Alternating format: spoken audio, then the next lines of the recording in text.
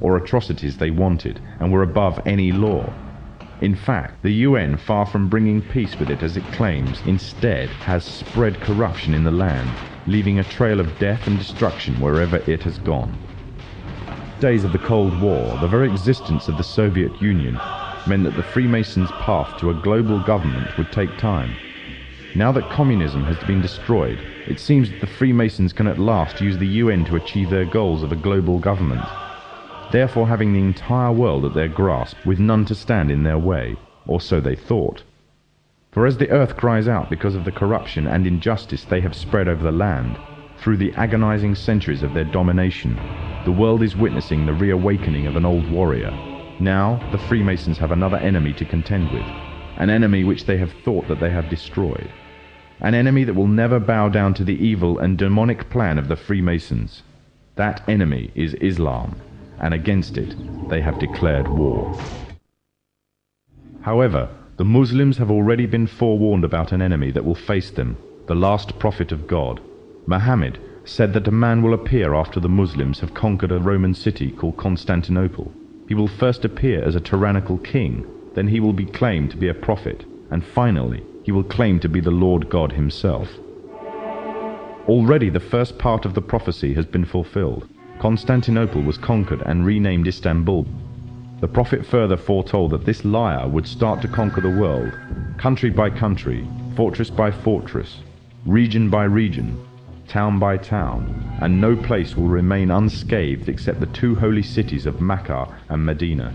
He will possess powers to issue a command to the sky, and it will rain, and to the earth, and it will produce crops. He will call to a false religion, and bring something which resembles paradise and hell.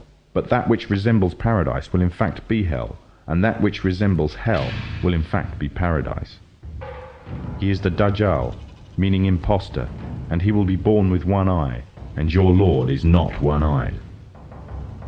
It is also known that before the appearance of the Dajjal, a group of people will pave the way, setting up a system to prepare the world for his arrival. In other words, these forerunner to the Dajjal and their system will bear all the characteristics of the Dajjal, and he will be the final embodiment of these in human form. The forerunners to the Dajjal are none other than the Freemasons. The one eye is one of the ways to recognize the Dajjal. The one eye is the symbol of the Freemasons. It is part of their beliefs and is taken from ancient Egyptian mythology. In their ideology, it represents the Supreme Being, sometimes referred to as the great architect of the universe. The scholars of Islam say that the similitude of the Dajjal is that of the Pharaoh who tarried with the prophet Moses. The Pharaoh was a tyrannical leader who elevated himself in status and declared himself to be God. He used magicians to create illusions and fool the people, and oppressed all who did not conform to his false religion. Today the Freemasons weave another kind of magic. The illusions they create take the form of hidden or openly propagated messages in films, televisions, cartoons, music, and all the other cogs in their well-oiled media machine. And this same media machine has continuously been put into action to slander and destroy the character of Islam, following another trait of the Dajjal, who goes further and slanders God directly. The Dajjal is an oppressor to all who do not follow him. He will have powers to increase the land harvest or destroy it, depending whether the people follow him. Similarly, the Freemasonic West, through the World Bank, hold the third world nations to ransom if they do not act in accordance with their wishes. Abundance of IMF development loans are often used to ensnare such nations, and the unattainable interest payments keep them ensnared. They are forced to submit or face economic collapse and dire poverty. Another way in which the Dajjal will control the people, either deluding them or forcing them to submit, is by spreading disease. He will have the ability to spread disease or cure it, effectively playing God, and with this power he will delude many to his false religion. The Freemasons also play with people's lives in this manner. Evidence exists showing that many viruses have created or mutated in military labs and later used in experiments on human beings. And it has been established that AIDS is a man-made tool used to suit the purposes of Masonic West. The Dajjal shall try to strip God of all of his divine attributes and claim them for himself. This arrogance is also the way of the Freemasons. who are engaged in replacing the laws of God with those that are man-made and claiming justice across the land, using technology to monitor all that you do, trying to see and hear everything, using genetics to alter and to improve the creation to reach their false standards.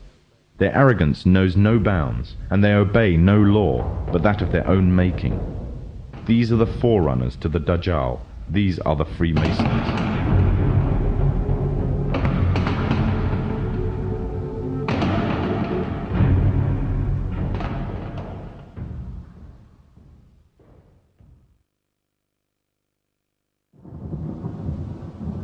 The Prophet Muhammad said that a time would come when the whole world would gather around to plan the destruction of the Muslims, as if they were gathered around a table to take part in a meal. Today the nations of the world are doing just that, around the circular tables of the United Nations General Assembly Hall. He also said that the time of the Dajjal will be years of confusion. People will believe a liar and disbelieve one who is trustworthy, and those who rebel against God will have a say in general affair. Today, during the time preceding the Dajjal, there is also a time of confusion. The system set up by the forerunners to the Dajjal